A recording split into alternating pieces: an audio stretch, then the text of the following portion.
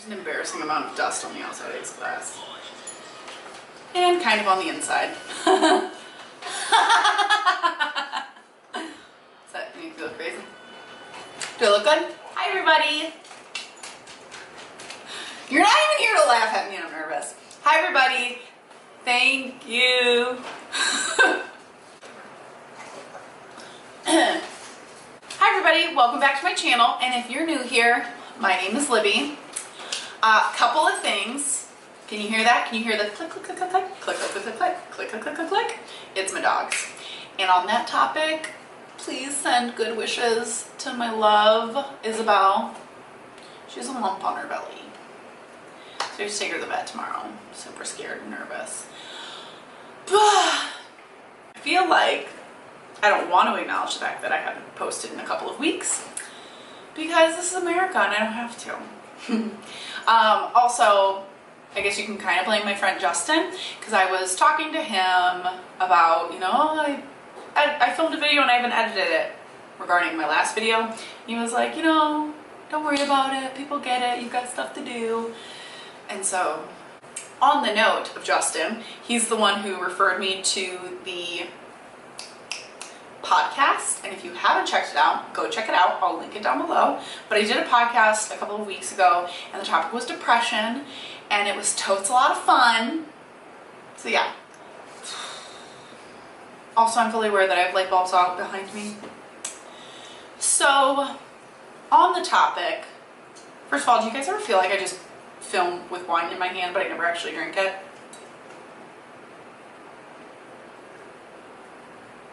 How obnoxious is this glass? Does it make my hands look like a normal size? Yes. It can hold a whole bottle. You can't see it? Oh. How obnoxious is this glass? It can hold a whole bottle of wine. Have I tested that out? I absolutely have. And it actually gives you like room to spare because you almost feel like, oh, like to the very top. Nope. I'm very generous. Bought it at Marshall's. Should I film like this the whole time? Okay. So I want to talk to you guys about suicide. And I shouldn't have said that so chipper. I was talking to my therapist today, and I was telling her about the podcast I did. Where are you going? Mm-hmm. Do you ever stop eating? Yeah. Sean, I always ask him to help me film because the camera turns off, and then he's never here. He's willy-nilly. I was talking to my therapist today about the podcast and about the last question that was asked in the podcast. Depression can often lead to suicide. In recent years, there has been a movement to understand victims of suicide rather than blaming them for killing themselves. What is your perspective? How should the living remember those who depression wins in the end? And so the gist of it was, or how it kind of evolved, it was also kind of like, how do we help people who are struggling and experiencing depression and considering suicide? And something I said to my therapist today was that I don't think that there is an easy answer to that question. If someone's thinking about suicide, you can't just solve it, fix it, and prevent it. Which is a really sad thought because it makes you and me, as people who maybe aren't struggling with that right now, feel hopeless or helpless. Like, okay, so what do we do? Like, if you're saying there's nothing I can do, then okay. But my answer to the question in the podcast, and I obviously stand behind this, was we almost have to, in a way, like, normalize it. Not making it okay by any means, but, and my therapist added to it, talking about it as if, like, to break the stigma, because no one wants to talk about it. And something that Justin said during the podcast, which I even said it then, I felt so embarrassed. Like, I couldn't believe I'd never realized this. But, suicide is highest in men. It's because men, it's more socially acceptable for women to talk about their feelings and what they're going through and to seek help and things like that. Whereas men, it's like, toughen up. Pull yourself up by your bootstraps was something that was said during the podcast. And that's so true. And if we could just talk about suicide more so that people feel safer talking about it when they're battling it, I think that's the best way that we can help someone who's struggling with it, you know. And so I want to tell you guys a story, and I'm going to, and I know you, I mean, I've said it in other videos, I hate being vague. However, I am going to intentionally be vague with this story because I want to respect, as much as I can, the person and the family it's about. However, I really need to talk about it because it has been on my mind a lot this week. Someone I grew up with passed away within the last 5 years. And when this person died, I didn't know how they died.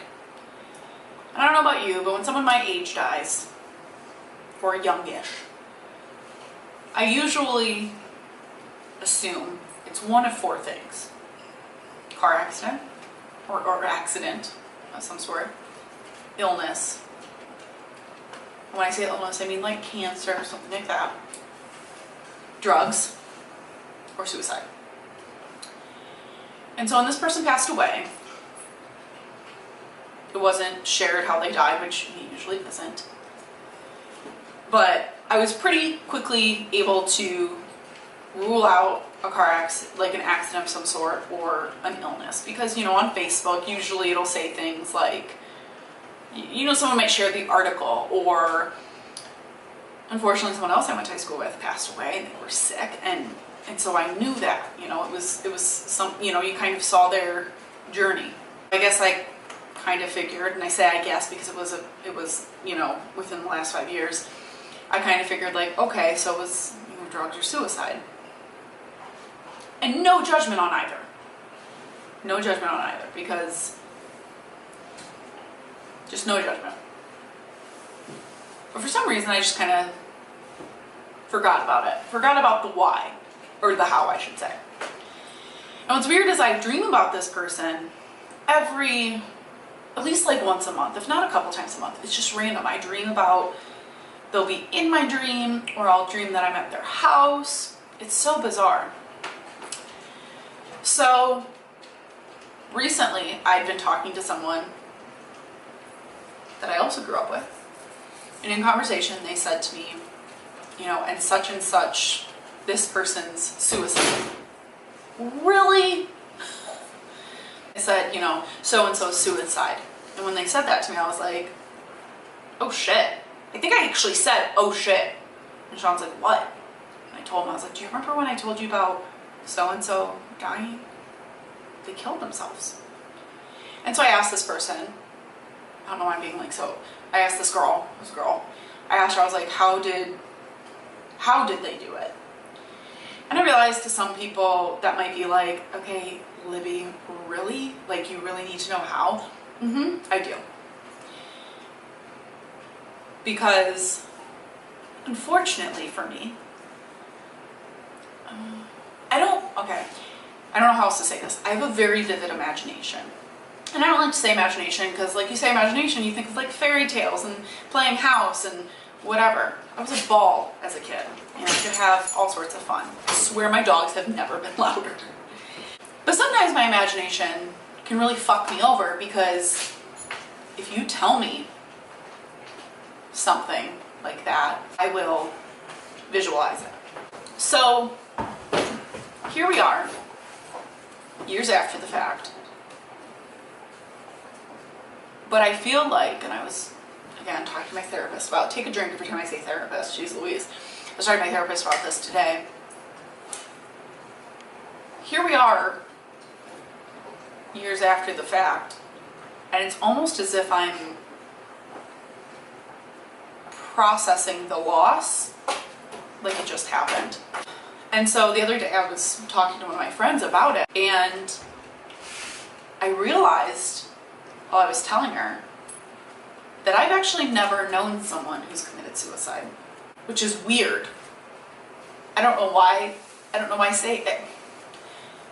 It's just, you would think someone like me, I don't know, I would just think someone like me would know someone who's dealt with, or who's committed suicide, because I talk about it and I want to be open about it and stuff like that. So it's almost like, where does that come from? And I can tell you it comes from my own battles with it, but I don't know, I never realized it until I was having the conversation. Then I was like, oh my gosh, I've never known someone. And to not only never know someone, but on top of that, it being someone that I grew up with and was friends with, it's just crazy. And so I want to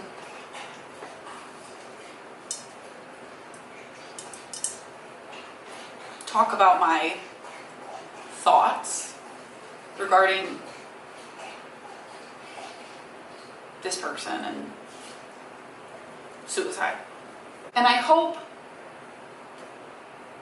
y'all know how I feel about disclaimers, but I hope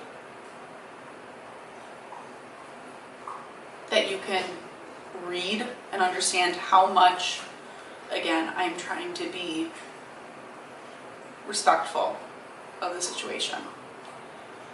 And I realize you could argue like, well, if you're trying to be respectful, then why are you talking about it? And it's because that's kind of the problem. That is kind of the problem, is that we don't talk about it. I'm not saying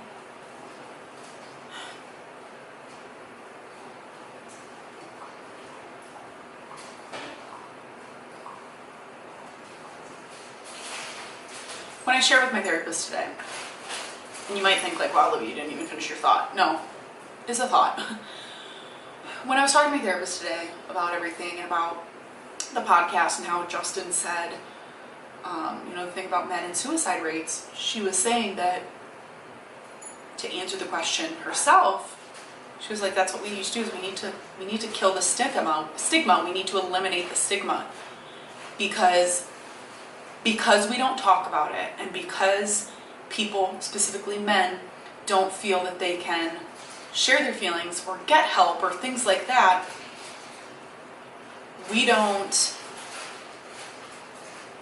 they feel like there's no other option. They feel like, I can't ask for help because I'll look weak or whatever. They feel like they can't ask for help because it'll make them look weak or some type of way. And maybe that's why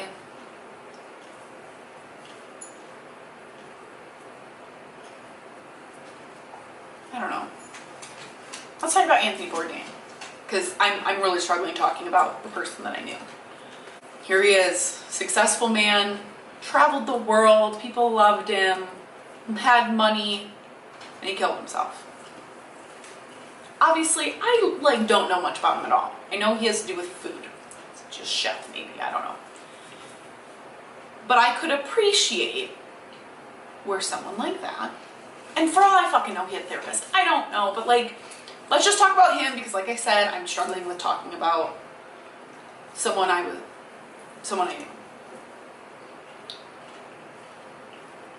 Because I've heard, since Anthony Bourdain killed himself, I've heard people say, what did he have to be so upset about? I mean, same thing could be said about, the lead singer of Linkin Park, or his friend. He killed himself right here in Detroit. It's, what do they have to be? And so it's just like, maybe if that's not how we made him feel, rather instead, like, you can talk about your feelings, you can talk about what you're going through, you can seek help, or maybe if they felt like they had a purpose, maybe if they had felt like, I need to fight this for other people, because let's get real, it's easier to do things for other people. And so it's easier to say, I'm going to fight this and I'm going to beat it so that I can speak out against it. I have such a big platform and I could talk about it so that people who aren't famous and have millions of fans can not feel alone. And I'm not saying that to say that what they did, I'm not trying to judge what they did. I'm just saying, like, if we could just make it not seem like we're not supposed to say suicide. Shh. Don't say that. That's a bad word. It's a scary word. Maybe if we made it just a little bit less of a scary word and more of, people aren't afraid to say cancer. People aren't afraid to say diabetes or epilepsy, so why are we so scared to talk about this? Why are we so scared to talk about something else that could kill someone you love? So back to my friend.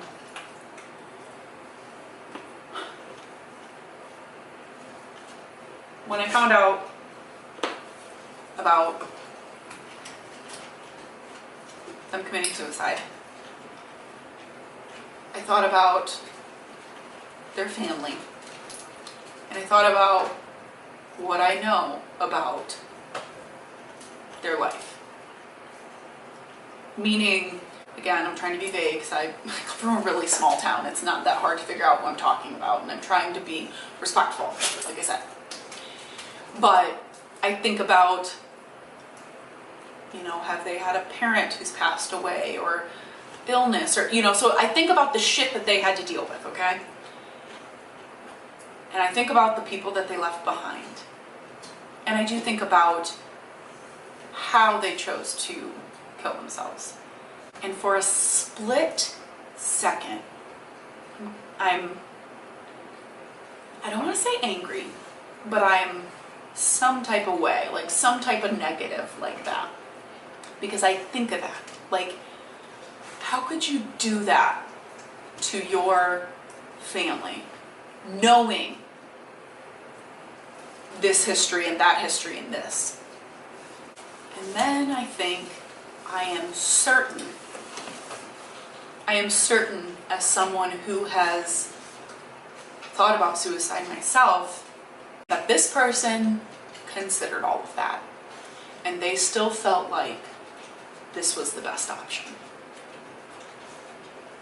You know, it was, yup, I realize that, you know, my family's had to deal with this and this and this, and I realize that they're going to be upset and sad and have questions, but this is still the best option. It's almost like they don't realize I'm doing it for their own good, because I'm so this, or I can't, because you feel so,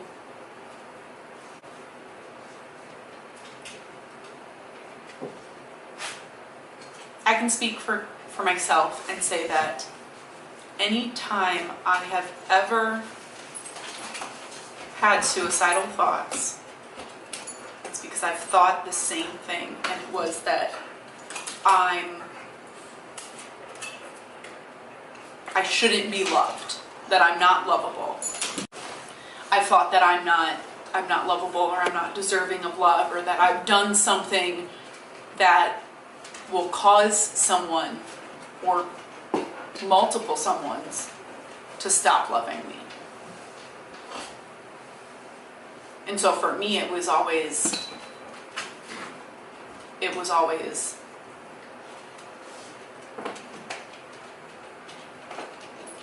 the thought of not being able to bear that. I guess for me, if you're trying to figure out how to help someone who's battling with depression and having suicidal thoughts, or maybe you don't know. That's the problem, is maybe you don't know. I don't know that it was on the podcast, but I think it might have been during break, but during the break, Calvin, who was the host, said to Justin, I never knew you battled with this, like, until you showed up here tonight and started talking about yourself. And so that's the scary thing, and that's something that the three of us who were, you know, speaking on the subject, were saying is that those of us with anxiety and depression, like, we tend to hide it, and we tend to be really good at masking it and hiding it and covering it up. And so that's kind of a crapshoot for you guys trying to help, because it's like, well, I don't know. And so all I can say is, it sounds so cliche, but make sure people, you know, that you love them, and that you love them unconditionally, and show them that. Because that's what I can say and speak from experience, because is that all these times that I've battled with it myself, whether it be Sean or family or friends, have shown me I still love you. I'm gonna be here. I'm not going anywhere. That's a scary thing, is you feel like you're gonna let people down and disappoint them. And again, you might be thinking, well, yeah, but don't you think if you kill yourself, you're gonna be letting me down and disappointing me? Yeah, we know. but we still think it's a better option than being a burden and being around. And if I'm dead, yeah, I'm gonna let you down, but like, it's one last time, as opposed to the rest of my life when I'll disappoint you. I've been thinking a lot about what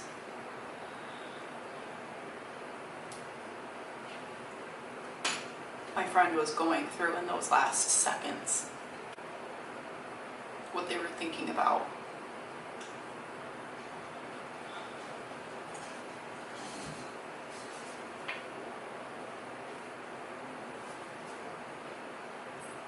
I guess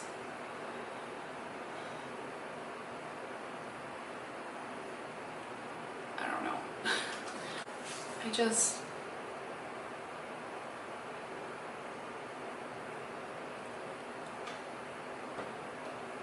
It breaks my heart, and I hadn't talked to this person in years. And realistically, I probably wouldn't have ever talked to them again. And not in a bad way, it's just, you know, you grow up and you don't, but, so like I'm not sitting here saying this from like a please feel sorry for me or whatever, because I don't, I'm fine.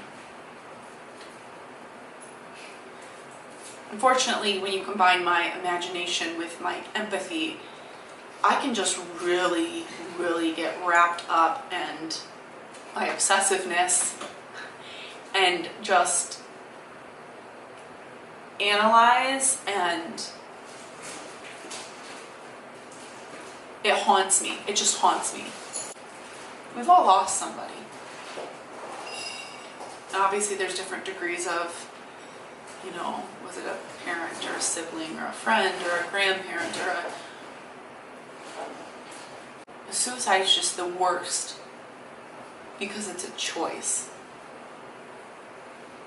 And, you know, on top of, you know, like when I think about my grandpa and it's, you know, why did this have to happen? And I can find peace in that he was 87? He was old. And he lived a great life. And his family was there when he passed away. And given the, you know, the road we thought we had ahead of ourselves when we found out how sick he was, in hindsight, I'm grateful for how fast it was. Because I don't think I could have gone through the watching him deteriorate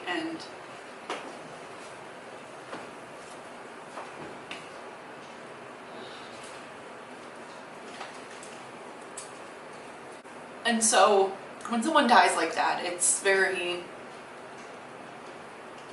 you know, you do ask, why did this have to happen? Why now? And I guess the tricky thing is it's, in my case, because I believe in God, it's easy for me to be, you know, angry at God, like, why would you do this? But with suicide, who are you mad at? You're mad at the person that you're mourning. And it's such a battle. It's like when, way less of a degree, but it's like when someone you love, your kid, or in my case, your husband, does something really stupid. You know, and you think to yourself, like, why would you do that? Oh, you're such an idiot. But then at the same time, you love him and you don't want to see him hurt. You don't want to see him upset. But it's on such a strong, like, I'm so sad that this is how it happened for this person. It's, gosh, yeah, everybody says this. It's not fair.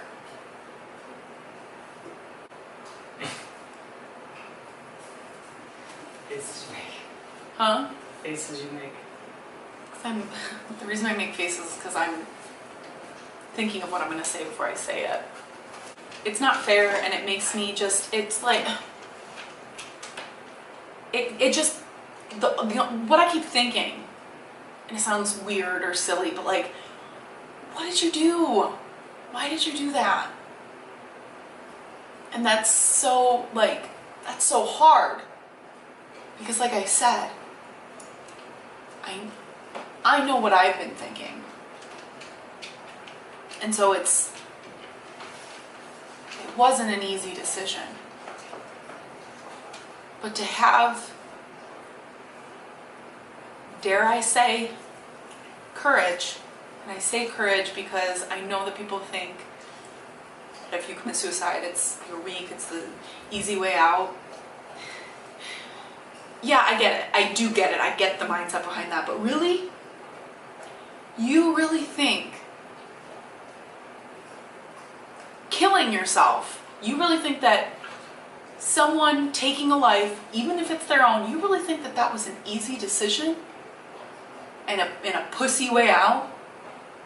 It wasn't.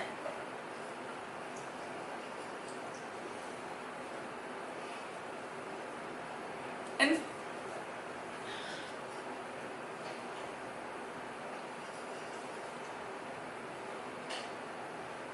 the fact that they were all alone.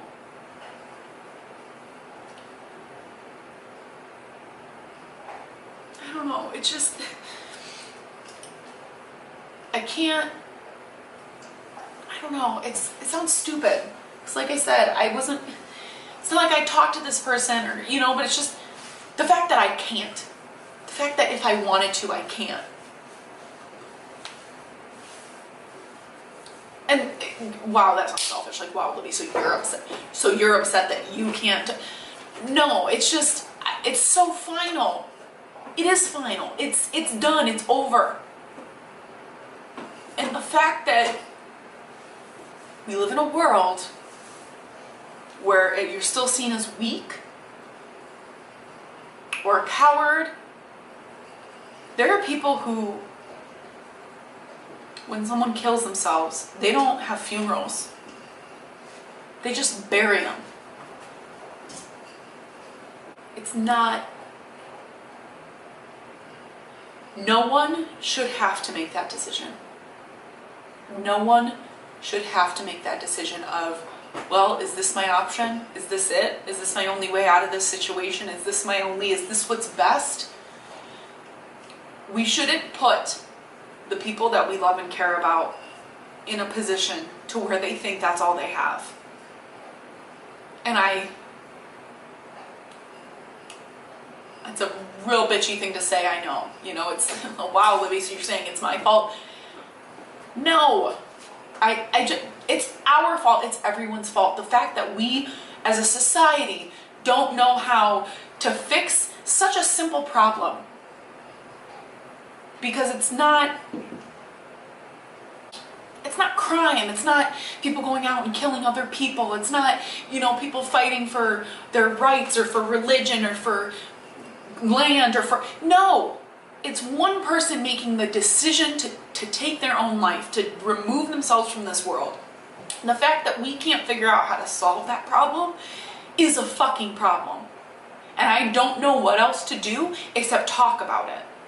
Because maybe you're watching this and you're thinking, what I can tell you is open up the dialogue, have a conversation. Figure out what that person needs from you. Because there is no this is what you do, blanket statement, help everybody who's struggling with suicide. No, it's different for everybody. I can tell you the one thing that's consistent is love. And that sounds cheesy, but it's true. Show them that you love them. Tell them that you love them. Give them a safe place to have a conversation with you and tell you what they're really thinking. Don't be afraid to say the S word. It's suicide. Suicide. It's a 7-letter word. It's a 7-letter word that is killing people. Left and right. It's a fucking disease. And if we don't talk about it, and we don't raise awareness so that people know what it is and how they might help, then we're not doing any good.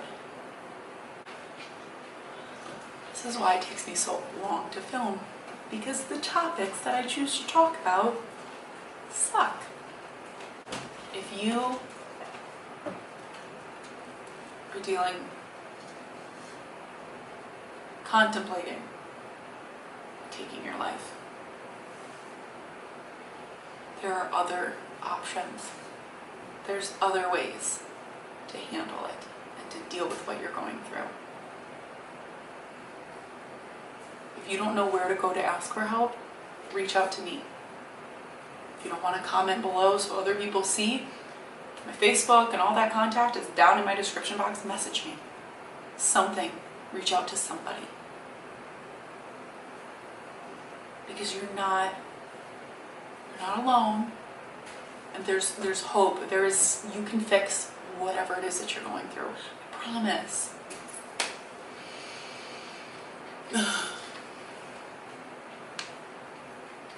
So I'm gonna wrap it up because this has been a long video. I'm not gonna say I'm sorry because I feel like this is a very important conversation. It feels kind of silly to wrap it up the way I always do, but I don't really know what else to say. I promise you, it'll get better. Things will get better. They always get better. And that you're loved and you're cared about and someone wants you here.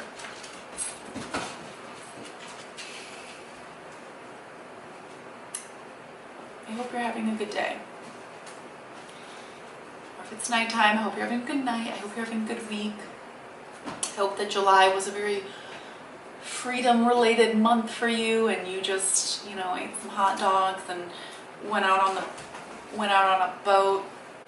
Until next time, thank you for watching. Please don't forget to subscribe and like the video and share if you feel this is a good message you want to put out into the universe. Take care. Have a good night. Bye.